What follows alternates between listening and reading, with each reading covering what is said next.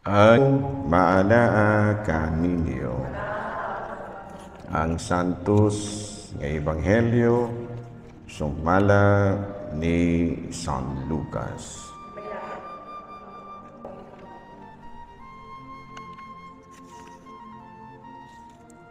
Humani ini gipili sa Ginoo ang laing kapituag duha kalalaki.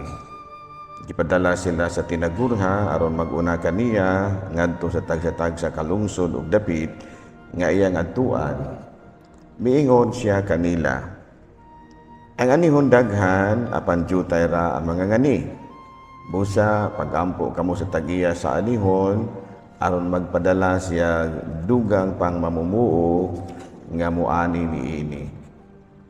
Lakaw kamo, nagpadala ako kaninyo nga sama sa mga nating karnero ngadto sa mga lubo.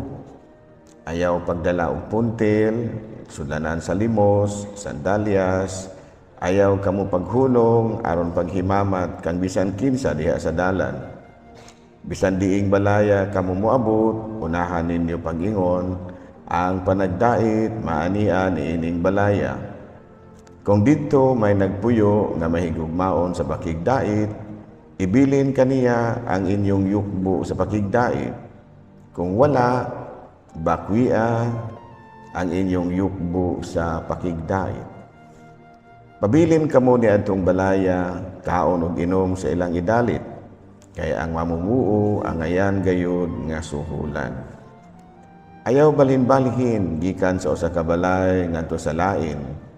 Kung muadto kamo sa usa ka lungsod ug dawaton kamo nila, kaon sa idalit kaninyo.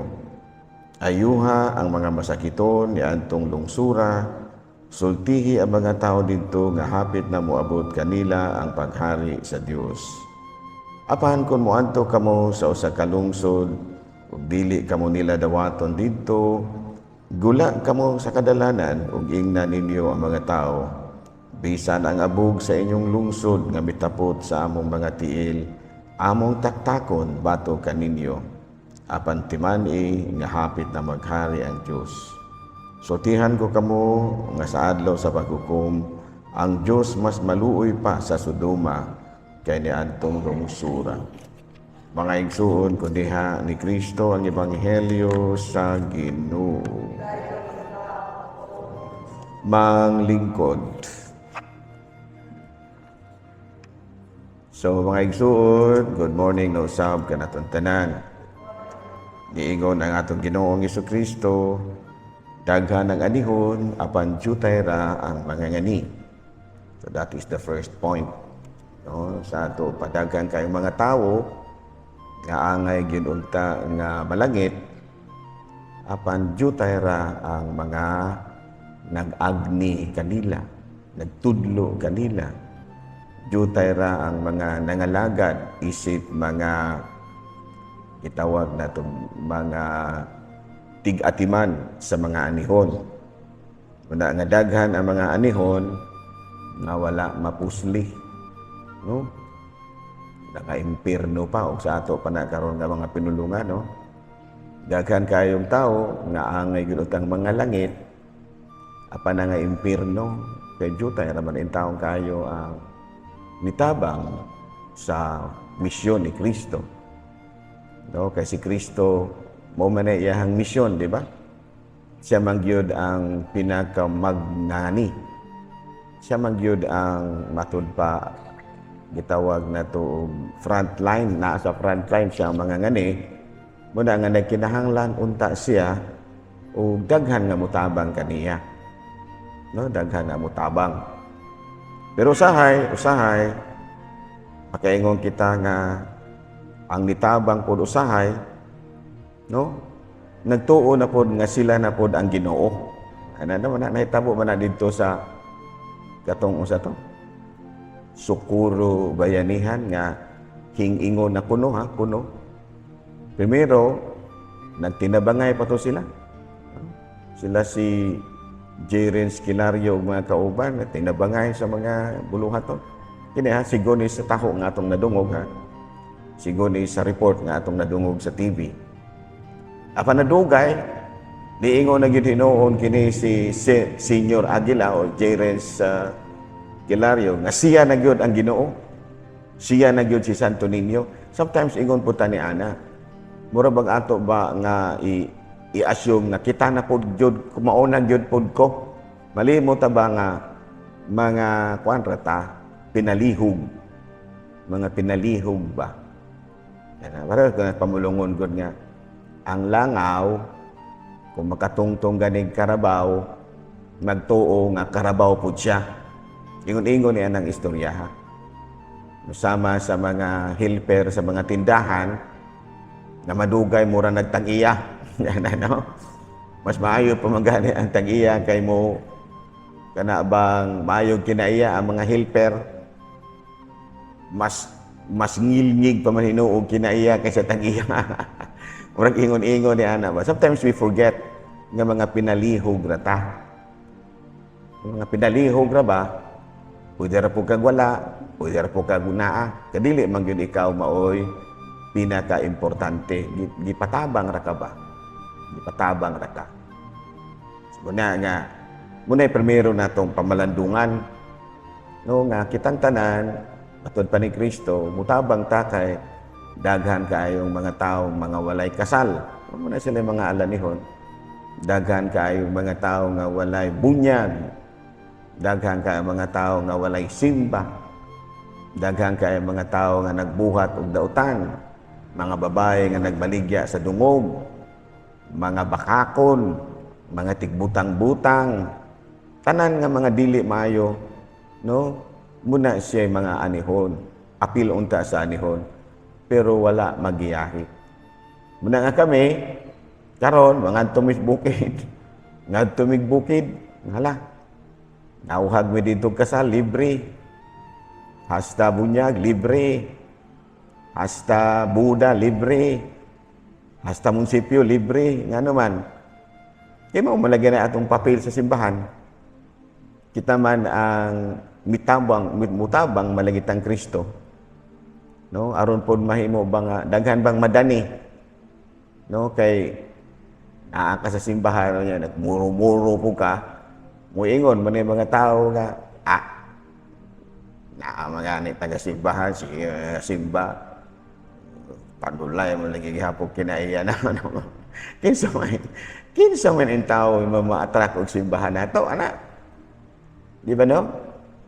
Daghan ba mga attract og simba og munang kinaiya atong ipakita nga himuon matang examples mga tao. Magani pare malagi na sa kinaiya na. Ano so una nga atong yung ayuho na atong kinaiya. Nya ikaduha kining kabahin sa kinibang kabahin mas kwarta ba?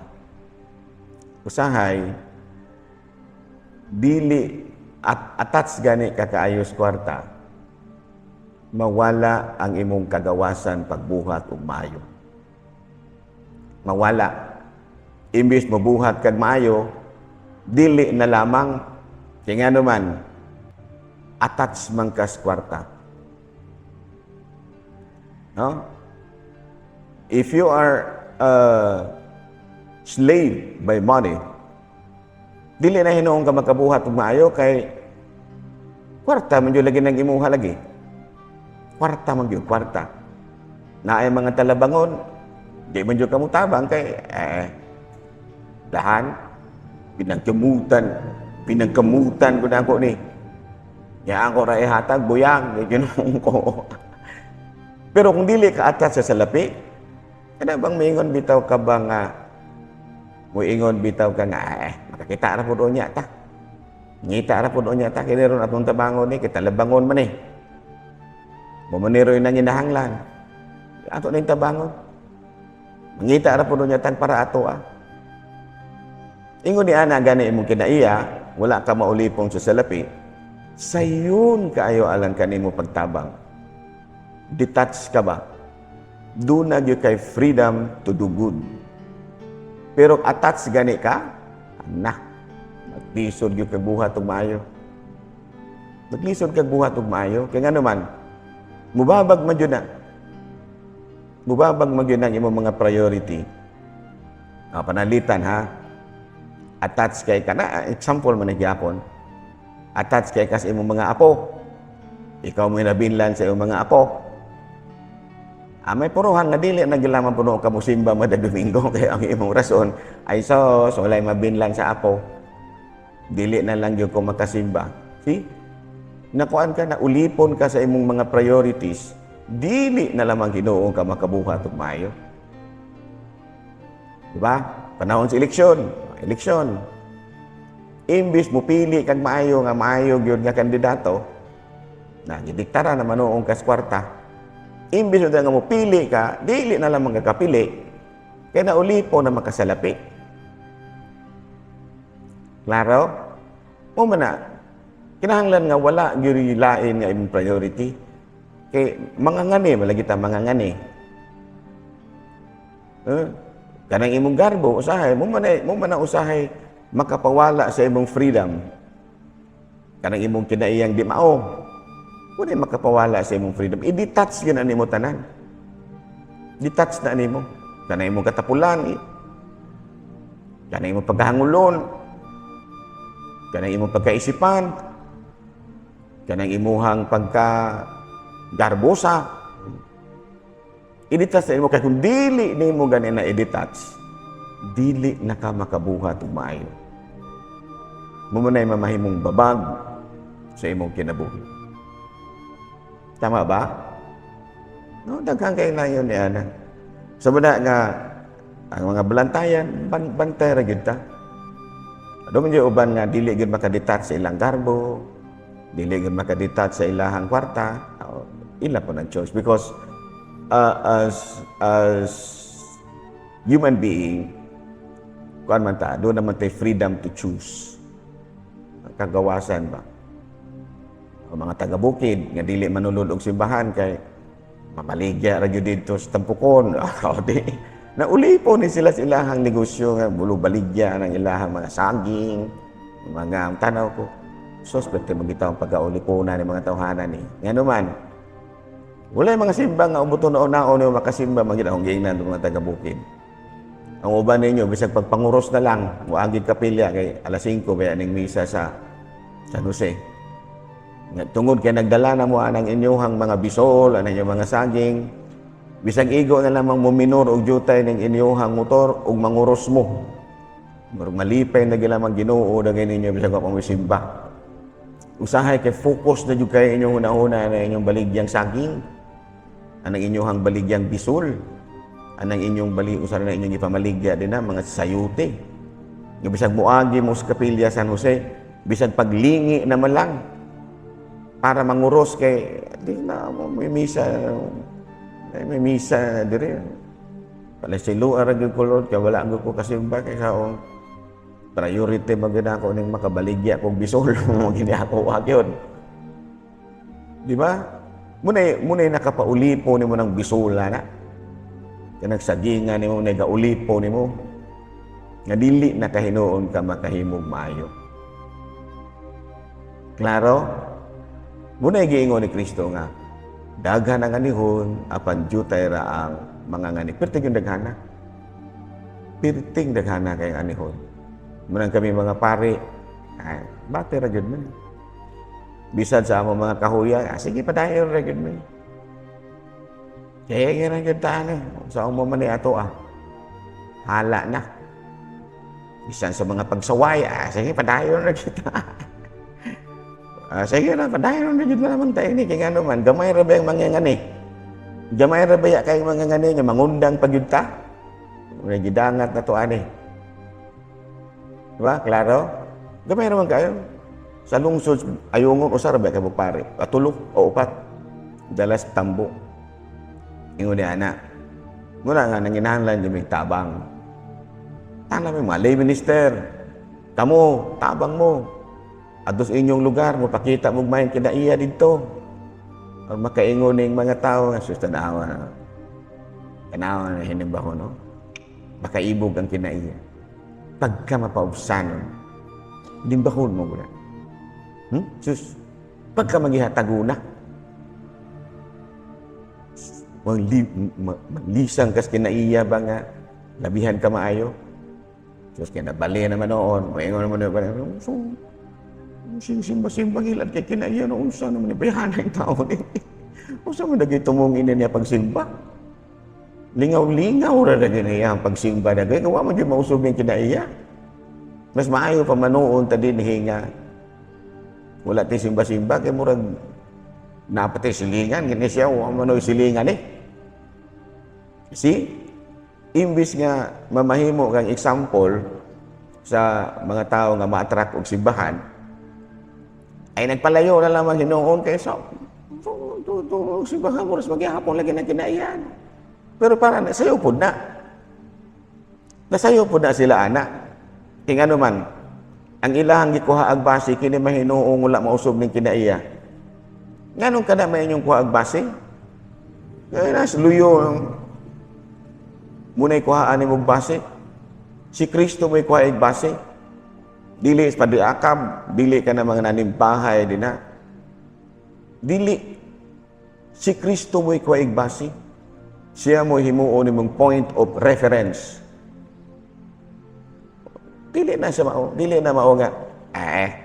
Naaman bitaw, sige simba o lagi na mausog ng kinaaya na. Di na kumusimba, nadaot na noong ka. Ngano man, kana naman noong, ngano kana mang babayahan na may gikuhaan ni mong base? Ngano kana man siya? Nganong importante na magyug kayo ng bayhana para nimo? Nga mo yung hinungdan nga musimba kag sa dili. Imo ang importante sa imong kinabuhi si Kristo nga mo ikuhaan ni mong base nganong misimba ka. Dili si Father Akab, dili mga pare, dili si bisan kinsa, kung dili si Kristo. Munang misimba ko tungod kang Kristo. Tungod kay nakadayeg ko siyang pagtulunan. Ana? Klaro? Ano ako ito inyong basing tao ra mo po ko makasasala masag ko. Yung naglakaw ko dito sa Kapon. Taon, nakadungog na po dito yung taon ko. Ingon sila lang nga, ay magsulti anak kay. Ay pare namin no. Ay naman di ay. Pare naman, tao naman gihapon na. Ay nakadungog na po yung taon dito sa Kapon nga. Naglali sila kay dili sila nagbinastos og istorya ba. Napagagyan ako, medyo na inamadlong. Ingon dahil itong usap, ay naman di ay. Pare naman gihapon na. Ingon niya na ba? Ingon niya na nga maka. Kinaiya ba? Okay ra, nakadungog na po ko. Gapalingaw-lingaw. Gapakaaron ino na po lamang kung wala ka kadungog kay. Sao man yun. Nana mo ginang tao. Ako may hinuoy gikuha ag base nga dili. Ingon tong usa dili sila mosultig binastos kay naay pare. Ayaw na pare. Si Kristo mo'y kahadluki. Dili ta magbinastos tungod kang Kristo. Dili ta magminaldita tungod kang Kristo. Dili ta magpakita daot ang kinaiya tungod kang Kristo. Ay kuwaig base sa itong kinabuhi. Klaro? Ano tao nang padiakap naman naman yung gikuha ang base. Kinagtuo sila nga pasayloon sila sa Ginoo tungod kay makasasala si Padre Akab. Dili ay. Tagsala. May sala ko, may sala pod mo. Iyahay at panubag yun ang atong sala. Klaro? Sabdan ko? Una siya. So sa atong pagpadayon ni Santos nga misa, malandong tagmaayo. No? Sama sa giingon ni Kristo. Daghan ang mga ngani, apan jutay ra ang daghan ang anihon, apan jutay ang mga ngani. Daghan kay mga inimpernuhon ba? Pero gamay itong kay nanudlo. Muna nga mutabang kita, mutabang ta. Sa may patabangon nato kana mga walay simba. Ha? Kisa may patabangon nato sa misyon ni Kristo. Kanang walay simba, mudool nagsimbahan o muluhod o kasal. Ngunit patabangon nato. Dili, kamo nga hinimbahon. Kamo ang hinimbahon. Kamo mo'y mutabang. Klaro? Wala, pakita dito tagmayang kinaiya. May kinaiya. Ay siya. Hinimbahon mo guna. So, klaro ka, na, no? So, sa atong pagpadayon ni San. Unya, sa ganito, kita mismo kay tabang malagitas Ginoo, kita mismo maningkamot kita. Na kung unsa ang dili nato maayong kinaiya, sa likway gina. Chalikwan. Chalikwan.